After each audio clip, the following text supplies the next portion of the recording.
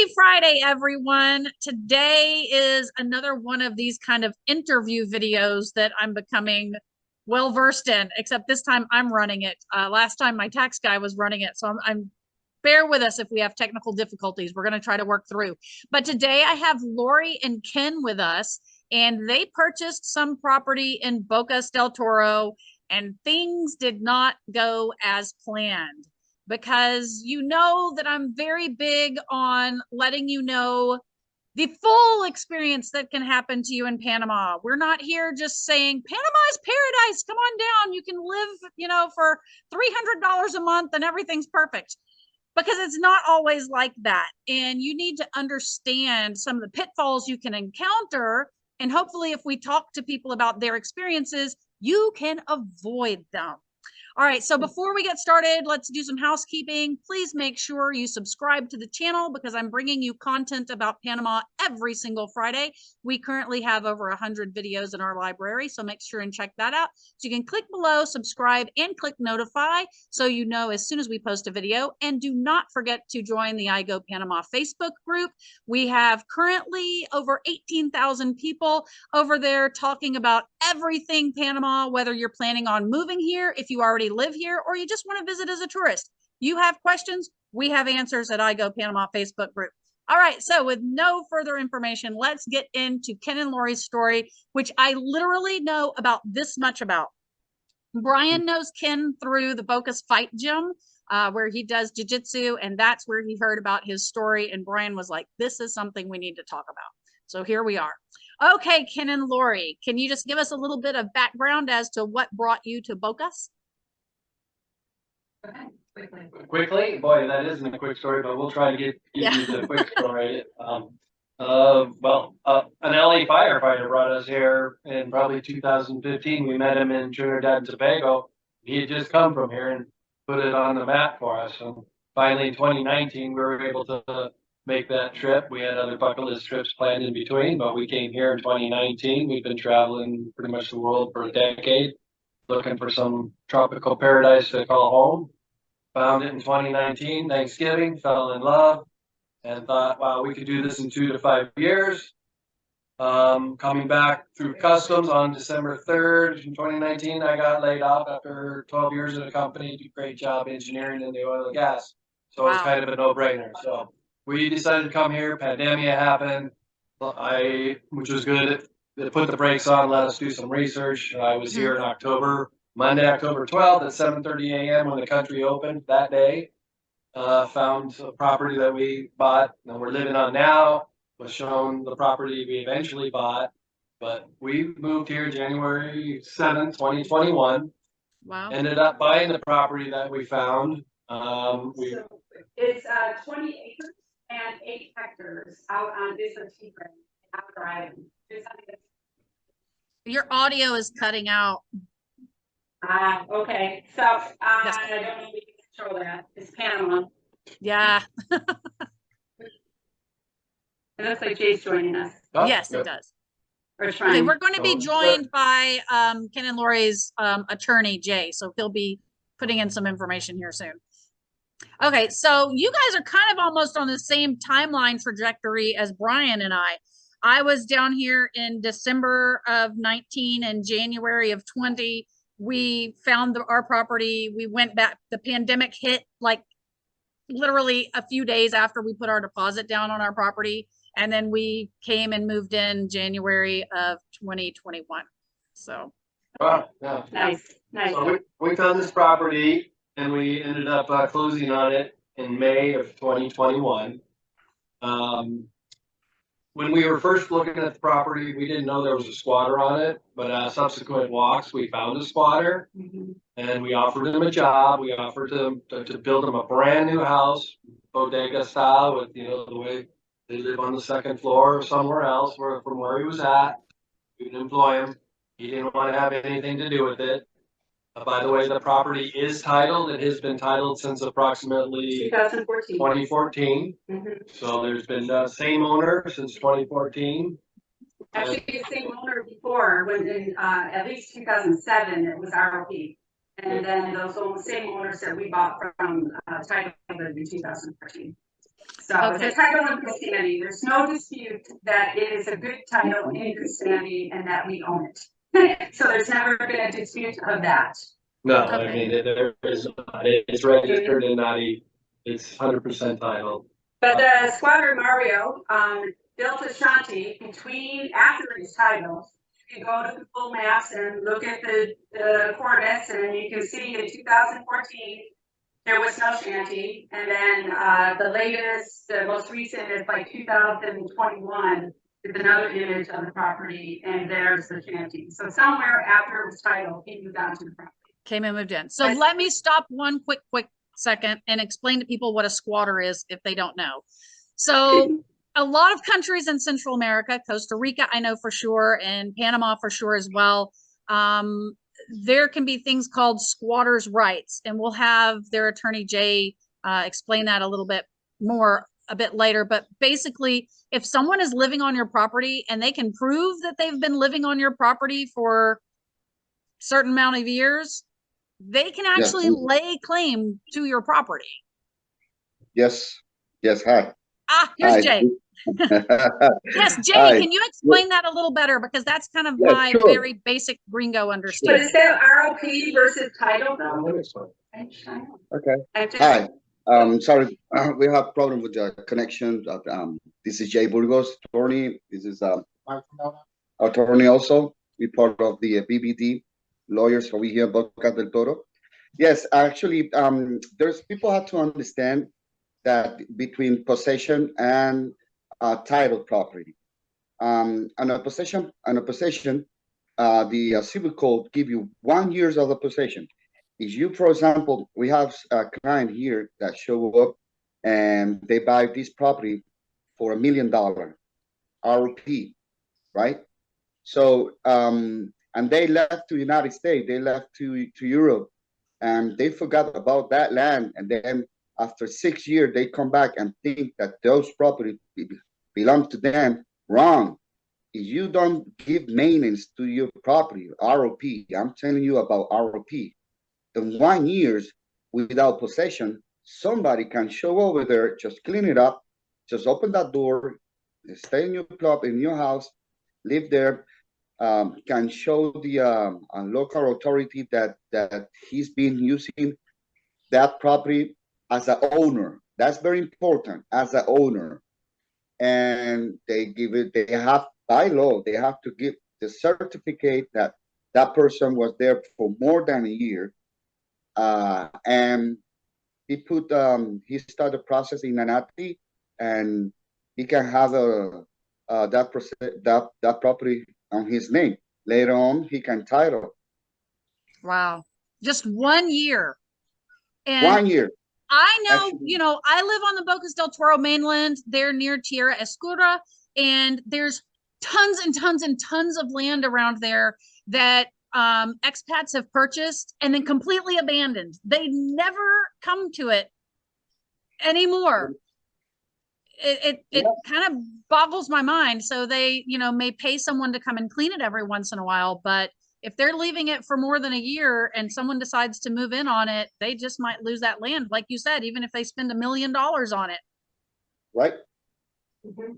But now in our case, it's titled property. So I think on titled property, there's different laws. A little different, right? You can check. Yeah. You can check on the civil code, Panamanian civil code, an article, title, the 12th article 599, and the person can make the possessory action.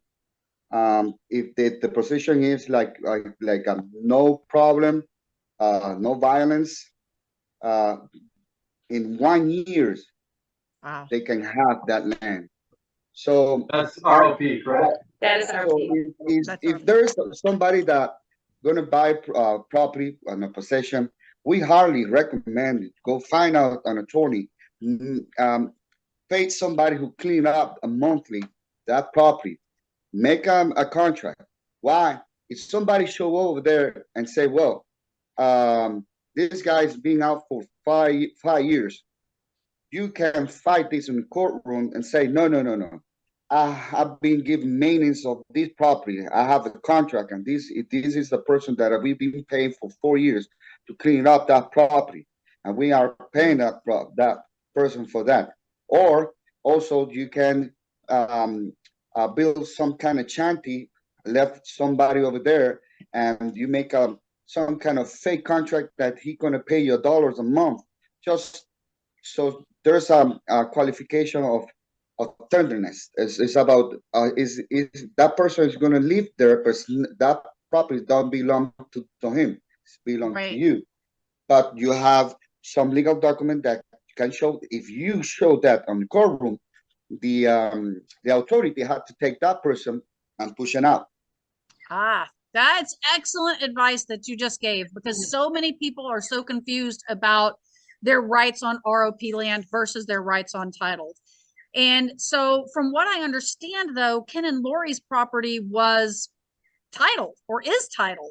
So how is it possible? I mean, well, I guess anyone can move on to the land if no one is there paying attention to it. But what is the difference in the law between a squatter that's on the ROP land? I guess if their property was not titled, that squatter would have claim to it at this point. But since they are titled, what kind of recourse did Ken and Laurie have to get those squatters off?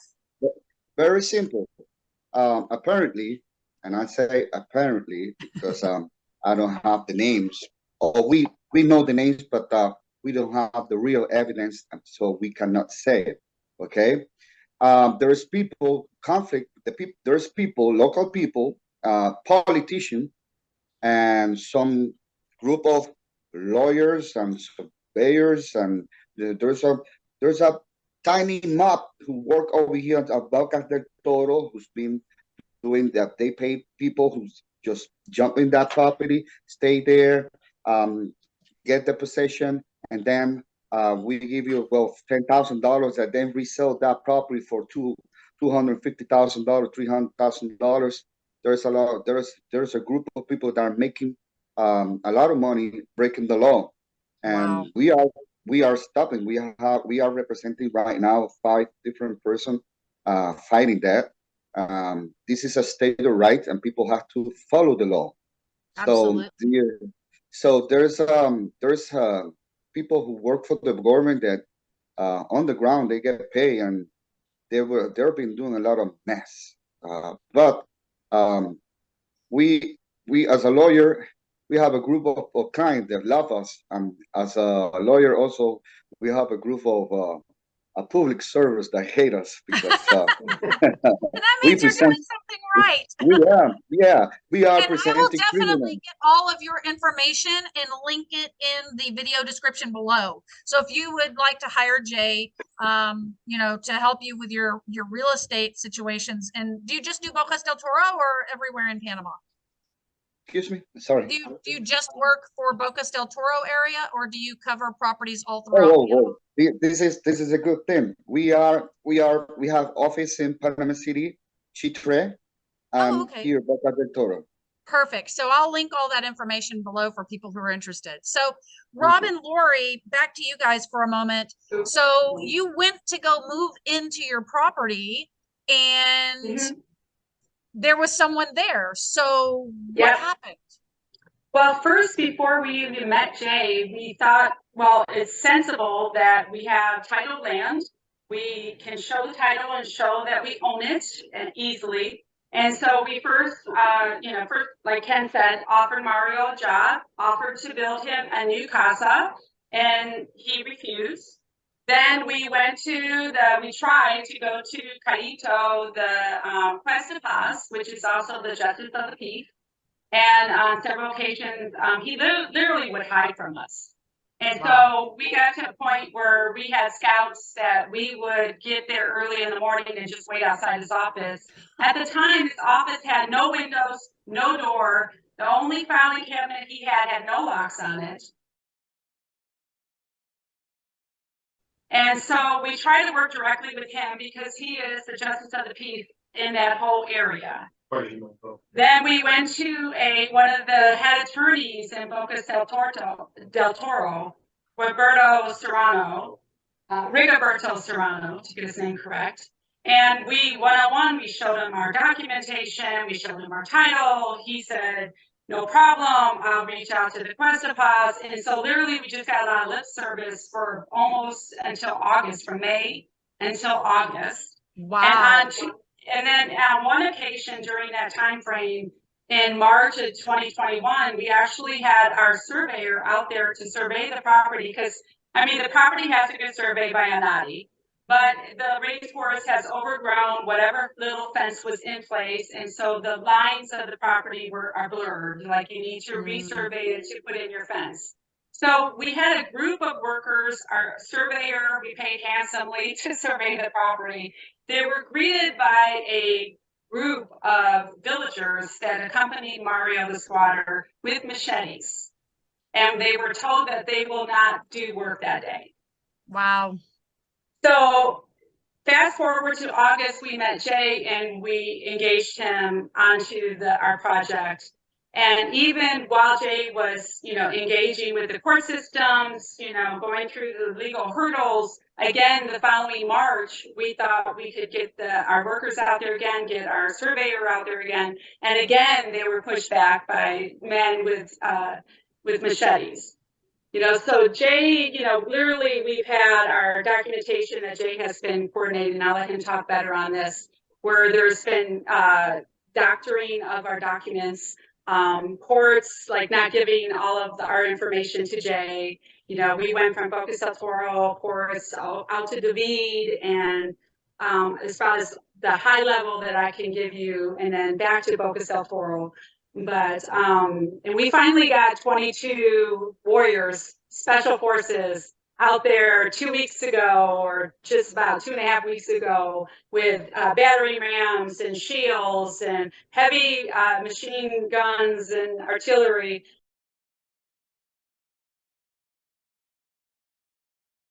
To ensure there was a peaceful transpiration of tearing down the shanty.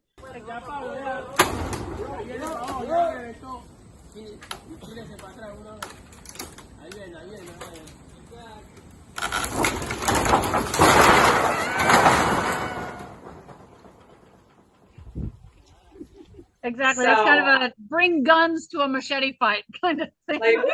Yeah, it was quite, it was like downpour of rain, high waves, just amazing day for everybody, to have this conclusion to Mario. But still, there's been lies told to the villagers, and we're still having a little pushback. But let Jay talk about everything. He's gone through a lot of different hoops and hurdles and different types of civil lawsuit, criminal. But the bottom line is, when it does finally play out and you get a good lawyer that can box them in to all their lies and all their little tricks, the system does work. And that was the end result, is we had a bunch of really good warriors come out and assist us to make sure there wouldn't be a problem with us taking down what was rightly ours to take down.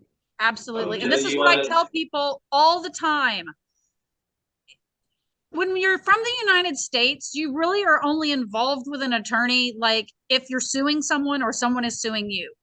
I mean, I've, in 50 years of living in the United States, maybe dealt with an attorney that wasn't my father-in-law, like twice.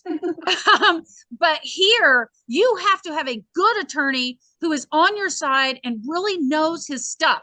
Not necessarily the cheapest one, not so-and-so's cousin's grandmother down by the mango trees attorney, but you need an attorney that's really on your side and working hard for you. And once you find one, you don't let them go, because it's really, your attorney is the most important person to you here in Panama. You need them for everything, for immigration, for anything property, for anything business. It's important. Okay, so let me let this car go by. Okay, Jay. So, all right, Jay. So what was basically, in a nutshell, because we've got maybe 10 minutes left, what was the legal process to get this property to them free and clear? Oh, we present eight legal process. We present process against constitutional. They are breaking the decision, break the constitutional law.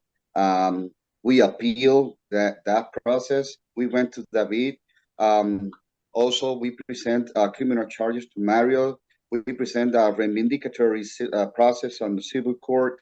Um, we present actually there was 6, 7 administration process with the Justice Peace over here with the Serrano. That is the one who control all the Justice Peace around here. Also with the group of Justice Peace that they have a meeting monthly. We have a lot of problems with documents we're taking out from the file. Thanks God, we have a certified copy. We presented. Um, there was 2 years of walking down, up and downstairs, but finally we never give up. We never give up. So I know uh, Dixon, they trust in us, and thanks for that. But the result at the end, we taken them out. We still have to put the eyes on the property, make the fence. Mhm. But it was hard. It was hard because and frustration. There was a lot of frustration. Not also for Laurie and Ken, but as a lawyer also, because we know that there is some public functionary that was breaking the law, and they don't even care. They just smile on it. But because people, what they are doing is like they start doing all these evil things, and so people, the client, get tired and say, "No, I give up. I'm going away. I'm not going to come back to Panama again." But Larry and Dixon say, "No, no. We're going to fight to the end. This is the result." Right, because they were in the right. They had a title. Now I have a question Right. for you, Jay. If their property was not titled, would the outcome have been much different? Yes, because it would be different because they probably normally what they do is like they have some plantation of maybe coconut or what do you call bananas or Bananas. whatever, and then they move to agrarian courtroom. So yeah, you want to say something on that, right? Yeah. So basically, they do so a lot of legal tricks, and at the end, most of the time, if you don't keep fighting, they win. They win. Absolutely. Yeah, if you give up, that's the end of it. Right. So, all right. Well, thank you very much for that, Jay. I really appreciate that information. And like I said, everyone, I'm going to be linking all of his information below. So if you only do property law, Jay, or do you do immigration law, business law? Well, in the beginning, I was doing immigration Okay. also because that's what I've and when I start with the last law firm that I get a lot of experience. But we do corporation, foundation, immigration, and, and family, actually, because we do family also. So basically, I'm criminal. We do a lot of criminal. Okay. Great. Hopefully I will never need you for that. Okay. I try to do everything right here. All right. So, all right, Ken and Laurie. So now am I looking at you two sitting on your beautiful property in Bocas right now? Oh, Yes, and Victory, we're in a geodesic dome in Victory. So as soon as I get the entry, when we have if a Gray up and running, there'll be some geodesic domes out there too. So, Wonderful. Well, I am so glad that you guys had a good outcome on this. And thank you so much for coming on and talking to us today about this, because it is a question that a lot of people have. It's a question that a lot of people worry about when they're purchasing property here in Panama. So do you guys have anything else more to add? Yes, I would add, if you're gonna go engage in a real estate contract and you know there's a squatter, make sure that you put that in build the a shanty, contract. well, build a shanty, yeah. Build into your contract that the squatter has to be removed before any money changes hands. That would be what we would have done over again. just Uh-huh. to make sure, because it's been 2 years, even though we did get a discount. I don't know if It's not worth 2 years of hassle in your life for a No. discount. Well, No, there's a lot of expense. There's a lot of expense that's gone into this. absolutely. Additional expenses because of the And popularity. not only monetary, but your brain and your heart, everything Oh, takes that expense absolutely. too. Absolutely. Well, again, like I said, I'm so glad this turned out great for you guys. Thank you for joining us today. We owe it to Jay. And thank you, Jay. Thank you. Hopefully some people will contact you out of this and you'll get some business for doing such great work on Ken and Laurie's property, because like you said, had they had a different attorney, they may have given up because he just couldn't get anywhere, but you were tenacious like a bulldog. So you took care of There's a reason why Jay was so tenacious. He was actually Army Special Forces in US and a medic. So he is a hero. He is, Oh, amazing. Yeah, I use so my that's gonna be all GI fun. Bill to study law here. Yeah. Yeah. All right. Well, that is so, again, this what a start to your Panamanian adventure for sure. Yes. So, I mean, I think what we need to take away from this, guys, is especially in Bocas, I would say 90% of the property in Bocas is ROP. Do your homework. Do not just come down here, fall in love with a piece of ROP property, buy it, and head back to the States until you retire in 10 years. You cannot do that. You will lose your property and every bit of money that you had put into it. I bought titled property because I never wanted to get into any ROP problems. I had heard so many nightmares. But like you just heard, there can be problems with titled property as well. You've got to make sure there's no squatters on that property. And if there are, like Ken and Laurie just said, make sure that is taken care of before you complete that sell. So it is the owner's headache and it's their problem to deal with, and you don't have to deal with it, because Laurie and Ken had a great outcome, but you might not be so lucky. So don't take that risk. All right. So that's it for today's video. If you want more content like this, make sure you subscribe, make sure you click notify. And if you want to chit chat about all of this, come on over to the I Go Panama Facebook group, and we'd be happy to talk about this topic and any other topic that interests you about Panama. So until next week, have a great one.